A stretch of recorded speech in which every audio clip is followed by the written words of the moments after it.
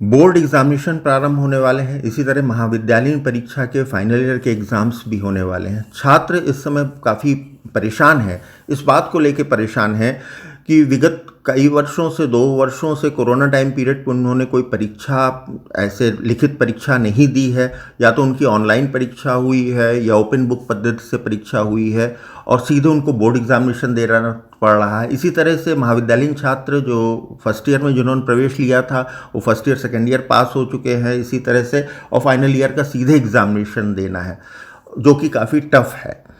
तो उनको काफ़ी परेशानी है, वो जान नहीं पा रहे हैं, वो सोच नहीं पा रहे हैं कि किस तरह से उनको प्रश्न उत्तर वो तैयार करें या कैसे उसकी तैयारी करें। तो इसके लिए मैं कुछ आपको टिप्स देने जा रहा हूँ।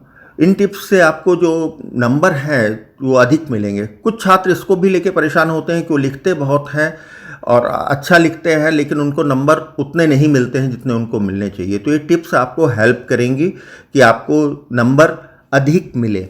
क्या होता है कि जो कॉपी होती है वो मूल्यांकन करता जो एग्जामिनर होता है वो वही आपका दर्पण वही है, कॉपी आपकी। जितनी अच्छे ढंग से आप कॉपी लिखेंगे एग्जामिनर के मन में वही आएगा, इम्प्रेशन आएगा कि ये छात्र कैसा है, वो उसी को इवेल्युएट करता है। वो कोई भी एग्जामिनर ये नहीं चाहता है कि जो छात्र अच्छा छात्र है उसको नंबर कम मिले, और कॉपी ही दर्पण होता है आपका। तो जितना अच्छा आप कॉपी में लिखेंगे उस हिसाब से आपको नंबर मिलेंगे। इसकी छोटी छोटी टिप्स हैं।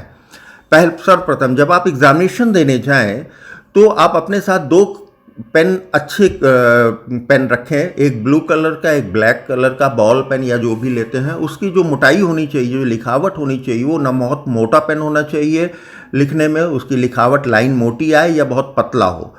नेवी ब्लू कलर का पेन रखें और ब्लैक पेन रखें। साथ में कुछ स्केच पेन्स रखें, coloured sketch pens different colour के। उसके साथ अगर आपको चित्रण की आवश्यकता पड़ती है, वहाँ पे चित्र बनाने होते हैं, क्वेश्चन आंसर्स ऐसे आते हैं आपके, तो चित्र के लिए आप पेंसिल, रबर, कटर, और यदि आपको मैथमेटिकल साइड में कुछ है तो राउंडर, चांदा, स्केल, ये सारी चीज़ें आपको साथ में लेके जानी चाहिए, पहला। दूसरा, खंड जो प्रश्न पत्र मिलता है वो 3 खंडों में आपको मिलता है। आ बा सा होता है, सभी हर लेवल पे क्वेश्चन पेपर इसी तरह से होता है।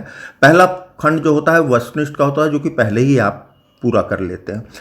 जैसे ही आप उस वस्तुनिष्ठ को पूरा कर लेते हैं तो आप पूरे क्वेश्चन पेपर को, बा और सा को, सारे क्वेश्चंस को बहुत ध्यान से 2 बार पढ़ें।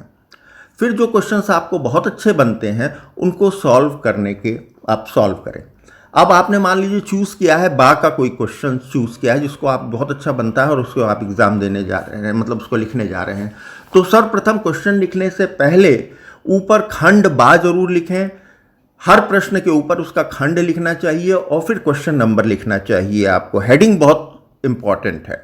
दूसरा, जब आप खंड बा कर रहे हैं तो खंड बा ही के प्रश्न करें, फिर जब वो पूर्ण हो जाए तो खंड सा के प्रश्न करना प्रारंभ करें।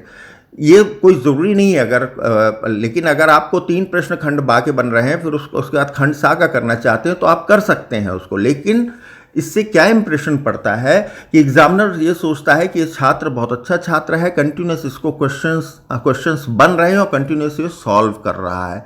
तो कोशिश ये करनी चाहिए कि एक ही खंड का प्रश्न पहले आप उसको सॉल्व करें। दूसरा, जब आप क्वेश्चन के आंसर्स लिखते हैं तो यदि आप टेबल बनाते हैं, जैसे देखिए ये टेबल बनी हुई है, तो टेबल बनाते हैं अगर आपकी गुंजाइश है उसमें, तो आपको नंबर अधिक मिलने की संभावना होती है।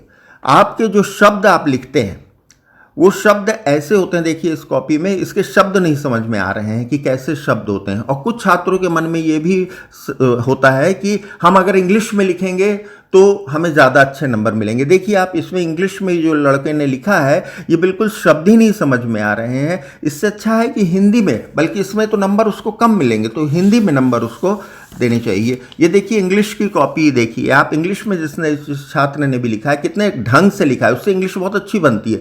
ये इस टाइप का अगर आपको इंग्लिश आती है, आपकी लैंग्वेज है, तो आप इस तरह से पॉइंट वाइज उसके आंसर दे सकते हैं। उसके अलावा आप कंटिन्यूस क्वेश्चन न लिखें। देखिए कंटिन्यूस क्वेश्चन है, ये कंटिन्यूस क्वेश्चन नहीं होना चाहिए, उसमें हेडिंग्स और सब हेडिंग्स जरूर होनी चाहिए, जो कि देखिए इस तरह से आप कलर्ड जो पेन आपने ले गए हैं उसमें आपने इसमें हेडिंग्स और सब हेडिंग्स डाली हैं और उसके बाद मैटर लिखा है, तो इससे आपको नंबर अधिक मिलते हैं। कुछ छात्र देखिए ये इस तरह से लिखते हैं जैसे कि पानी पानी बह रहा हो, नीचे उनको ध्यान नहीं रहता है कि उनकी लाइन कहाँ जा रही है। इस तरह का न लिखें, बल्कि आप ये कुछ छात्र जो है बीच में गैप बहुत छोड़ देते हैं, हर क्वेश्चन के बाद कॉपी भरने के चक्कर में होते हैं, लेकिन ये भी नहीं करना चाहिए कि इतना इतना गैप छोड़ के जाएं। कुछ छात्र जो हैं एक लाइन में खाली 3 शब्द लिखते हैं, 4 शब्द लिखते हैं और ऐसा घसीट के लिखते हैं कि वो पढ़ने में ही नहीं आते हैं वो शब्द, तो ये भी नहीं करना चाहिए।